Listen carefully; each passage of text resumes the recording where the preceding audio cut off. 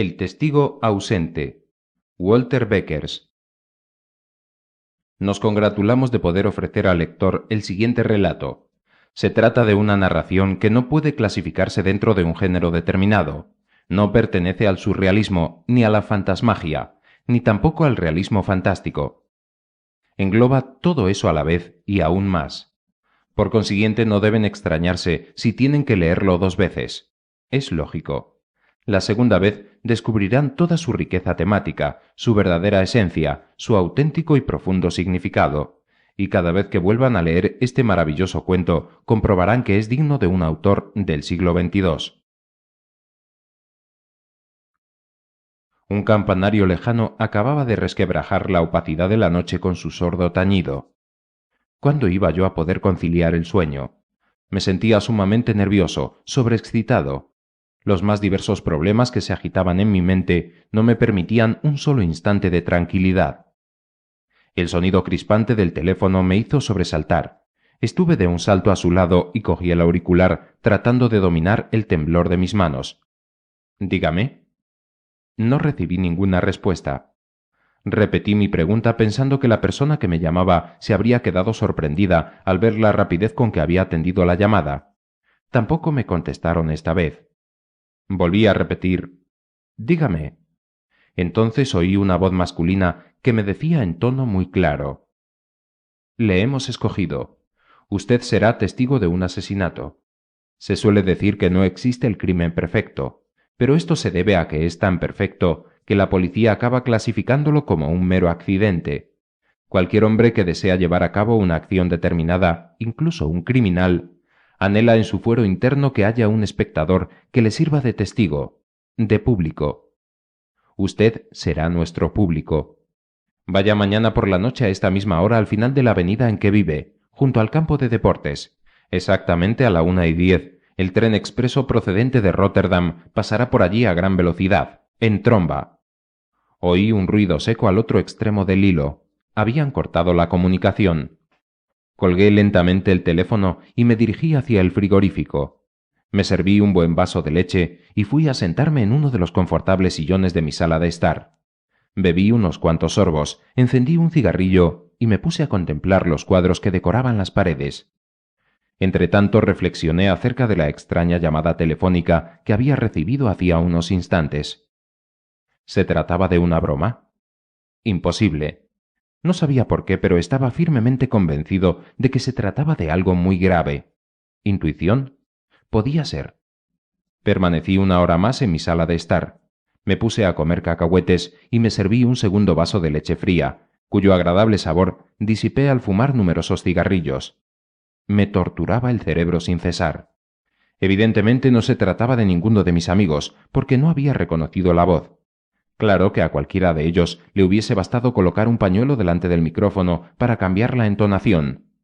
Al fin, cansado ya de tantas conjeturas y suposiciones, volví a meterme en la cama. Estaba agotado, reventado, tanto que dejé de pensar en aquella dichosa llamada, y si el teléfono hubiera sonado de nuevo, no habría conseguido sacarme del lecho. Al cabo de un rato, dormía como un tronco. El próximo día por la mañana tuve la prueba de que, en efecto, el incidente de la noche anterior era muy grave. Mientras me contaba todos sus problemas, cosa que solía hacer cada vez que la veía, mi portera me entregó una carta. Dijo que unos instantes antes habían golpeado a su puerta, pero a pesar de que hizo todo lo posible por acudir con prontitud, cuando la abrió ya no había nadie. Admitió que transcurrieron unos minutos antes de que cogiera la llave y llegase al portal de la calle, pero que tampoco era, insistió, cosa de vida o muerte como para dejarlo todo y bajar como un rayo. En el umbral había encontrado la carta que en aquel momento me entregaba. Le di las gracias, añadí que no debía preocuparse por una cosa tan insignificante y subí a mi casa. Una vez allí, me senté en la cama y me puse a examinar la misiva. Se trataba de un sobre de excelente calidad que llevaba mi nombre escrito en letras mayúsculas con un grueso lápiz de mina de plomo. Lo abrí y saqué un papel blanco, desdoblé la hoja y pude leer, escritas con el mismo lápiz y también con letras mayúsculas, las siguientes palabras: «Don't forget». ¿Que no me olvidara? Y además, escrito en inglés. como si yo pudiera olvidar la amarga noche que me hizo pasar aquella dichosa llamada telefónica. El incidente se había grabado en mi mente sin necesidad de que me lo recordasen mediante aquella carta. Era el colmo. Si el hombre que me había telefoneado se había propuesto excitarme y ponerme más nervioso de lo que estaba, lo había conseguido. Aquel día no pude trabajar mucho. Me era imposible concentrarme en mis asuntos. Decidí matar el tiempo de la forma menos ridícula posible. Saqué mi perro a pasear por el bosque. A juzgar por los juguetones y alegres saltos que daba el pobre can, le había agradado mucho mi decisión. Cuando regresé a casa estuve leyendo durante algunas horas y luego me dediqué a escuchar discos de Miles Davis, Coltrane y Charlie Mingus. Cuando me cansé de escuchar aquella excelente música de jazz, puse unos discos de los Rolling Stones. 3 veces seguidas escuché el Long Play Aftermath. Después de esto, la música acabó por cansarme y paré el tocadiscos. Tengo que conservar la calma, tengo que conservar la calma, me repetía constantemente a mí mismo. Al final decidí coger el coche e ir a la ciudad a ver una película. Fui a comer a un restaurante chino, pero el chop suey y los lichi no me gustaron como siempre. Eran más de las 10 cuando regresé a casa. Me dolía mucho la espalda y un violento dolor de cabeza me atormentaba. Mi aspecto era el de un hombre tranquilo, pero por dentro estaba destrozado por los nervios. Aquella condenada jornada me había anonadado. Después de haberme tomado 2 aspirinas, me eché en la cama para descansar un poco. La oscuridad de la habitación, aquel silencio no turbado por nada, o quizá las aspirinas, me proporcionaron cierto alivio. He dormido. He soñado. En la profunda penumbra de mi dormitorio, con los postigos cerrados y las cortinas corridas, flotaba yo en un mundo que parecía irreal en su fluidez. Oía perfectamente cómo se deslizaban las gotas de agua sobre los muros blancos. Tenía la absoluta certeza de que llovía dentro de mi habitación. Hileras de perlas resplandecientes que caían del techo chocaban contra la alfombra de terciopelo color de arena y acababan por extenderse en aquella playa de lujoso tejido. Eran millares, centenas de millares, las gotas que caían en un orden sin fin. Aquello se estaba convirtiendo en una obsesión que me atormentaba cada vez más. Una espantosa angustia se apoderó de mí. Por temor a tener que huir de mi dormitorio, cosa que deseaba evitar a cualquier precio, empecé a tirar de las sábanas. Las destrocé, las desgarré hasta convertirlas en largas e irregulares tiras. Entonces las dejé caer al suelo, donde quedaron extendidas cual fantástico montón de serpientes blancas, entrelazadas las unas con las otras. Un aire agrio llenó mis pulmones, impidiéndome respirar, y me sentí cada vez más asfixiado. Mi garganta se cerró espasmódicamente, y unos tremendos deseos de vomitar sacudieron todo mi cuerpo. Círculos concéntricos rojos, amarillos, verdes y malvas giraban alrededor de mis ojos, como una ronda de brujas alrededor de su víctima en un aquelarre. Aquellas gotas de agua que se estrellaban contra el suelo y los colores cambiantes de las espirales llegaron a producirme la impresión de que ya no pertenecía a este mundo, y desesperado me puse a golpear violentamente con mis brazos y piernas. La cama se rompió produciendo un ruido lúgubre. Entonces empecé a caer con lentitud al suelo, después de haberme deslizado vertiginosamente entre 2 muros sombríos, pegajosos y viscosos. Una argamasa desagradable se extendía por todo mi cuerpo. La pesada atmósfera había conservado aquel olor ácido, pero ahora se había mezclado con un hedor repugnante de sangre. Sentía que flotaba en el aire, no podía mover mis manos ni mis pies. Parecían estar sujetos por un puño poderoso. De repente sentí que unos dientes largos y agudos se clavaban en mis miembros. Al principio solo fue una sensación normal, pero poco a poco se convirtió en un dolor punzante que aumentó al penetrar, martirizando mi carne, y culminó en un dolor ardiente, infernal, que se impuso firmemente a todos mis sentidos y me paralizó. Mi cabeza estaba fría como un montón de tierra helada. Un viento de invierno melancólico me sopló en los oídos y me acarició la boca, y mis cabellos se convirtieron en agudas púas. Algunas veces este viento helado me azotaba la frente, pero otras giraba dulce y suavemente cual una estrecha sierra circular hacia la parte baja de mi cuerpo. Sí, todo aquello era muy extraño. De repente dejé de sentir angustia. Ahora estaba completamente absorto en los implacables sucesos que me dominaban. En un segundo toda aquella sensación de temor desapareció por completo, igual que un pesado manto de nieve al derretirse bajo los ardientes rayos del sol. Pero ¿qué significaba este sorprendente contraste entre mi cuerpo, bañado de un sudor frío, y mi helada cabeza, alrededor de la cual se cernía constantemente aquel viento? La sierra circular había alcanzado ahora mi cuello. Con algunas dentelladas arrancó mi cabeza del tronco. Mi oreja izquierda cayó al suelo, y luego, como un abejorro de brillantes alas, se elevó en el aire y desapareció por la ventana. Entonces mi oreja derecha también se liberó, y tomó otra dirección al huir de mi dormitorio. Mi nariz siguió y desapareció con las dos orejas como un triángulo danzante. Mis ojos también echaron a volar como una pareja de jóvenes murciélagos. Finalmente mi lengua y mis dientes se liberaron de su prisión de carne y marcharon a explorar un universo desconocido.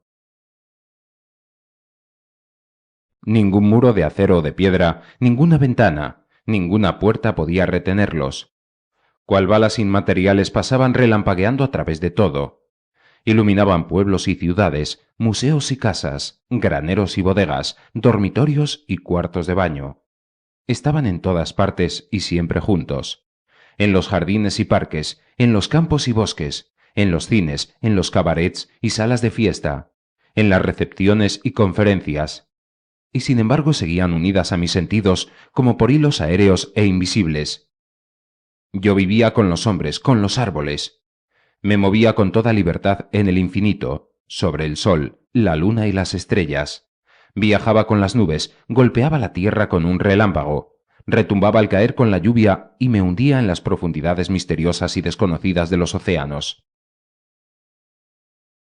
El sol azotaba duramente las piedras y el asfalto de la carretera, y recalentaba todo con su calor bienhechor. Me agrada el sol, su luz y su ardor. Siento afecto por él cuando lo veo acariciar las plantas y las flores que hace madurar y florecer. Me recreo contemplando todos los colores alrededor mío y en la paz adormecedora de toda la naturaleza. Durante el día evito salir a la calle. Esta tarde, sin embargo, cuando el sol haya agonizado en el horizonte, amaré las calles. Y luego, al anochecer, cuando el negro manto sembrado de estrellas de la noche haya protegido a la ciudad, cuando los anuncios luminosos comiencen su enloquecida y multicolor danza, y cuando los faros de los automóviles dibujen sus rayos luminosos sobre el negro asfalto, amaré las calles, como amo ver correr a los que llegan tarde a sus hogares, y como amo la noche con sus sombras, que se contraen primero para alargarse después, y comenzar de nuevo estos multiformes cambios. Quiero a las calles de la noche y a los hombres de la noche. Escucho con profundo placer los cantos que se elevan y desaparecen alternativamente. ¿Qué me importa conocer su origen? Como expresiones de esperanza y deseos frustrados. Escucho emocionado los ritmos sincopados de la música de jazz y pop, que en las salas de fiesta acompañan las danzas sensuales que siempre dominan. Me regocijo y vivo las interminables variaciones de la sinfonía nocturna del amor, de los lánguidos suspiros y de las caricias de las parejas de enamorados. Me regocijo con todos esos amores que temen lo mismo que yo, el sol de mañana. Me desperté sobresaltado. Un pensamiento fulguró en mi mente. La cita de aquella noche. ¿Qué hora era? Las 9:15. Descorrí con violencia las cortinas y abrí las persianas. Un haz de luminosos rayos de sol penetró alegremente en mi habitación, brillante presagio sin duda alguna de un día delicioso. Entonces me acordé de la carta que había recibido la mañana anterior. Me dirigí con rapidez hacia la mesita de noche. No encontré el sobre. A lo mejor lo había tirado. La hoja de papel no tenía ninguna inscripción ni de una cara ni de la otra. Le di vuelta y la miré al trasluz. Me sorprendí.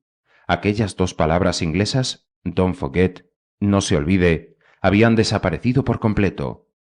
Me dirigí al cuarto de baño, me lavé deprisa con agua fría, me puse el batín y fui a la cocina, pues tenía un hambre tremenda.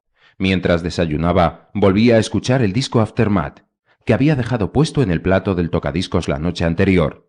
La música beat y la voz de Mick Jagger inundaron la habitación. I'm going home, I'm going home, I'm going home, I'm going home. I'm going home, boom, boom, boom, boom, back home. Yes, I am. All right. I see my baby. I just can't wait. I just can't wait. El sueño me había hecho olvidar mi cita. ¿Tenía o no una cita? ¿Había vivido en realidad esos sucesos fantásticos que aún se agitaban dentro de mi mente? ¿O solo había tenido un sueño extraño, una visión o una pesadilla? Entre el correo que recibí aquella mañana estaba el diario matutino. Cogí este último y lo tiré a una papelera. No pensaba leer más ningún periódico, ni hoy ni mañana, ni nunca. No quería saber ninguna noticia. Me encontraba perfectamente bien, fuerte, tranquilo y dichoso. Hoy no quería preocuparme por ningún incidente, por ningún problema, por nada. 10 minutos más tarde puse en marcha el motor de mi coche y partí a gran velocidad. Me encaminaba hacia el bosque, hacia los matorrales, hacia la verde campiña. La vida es fantástica. Qué hermoso es vivir.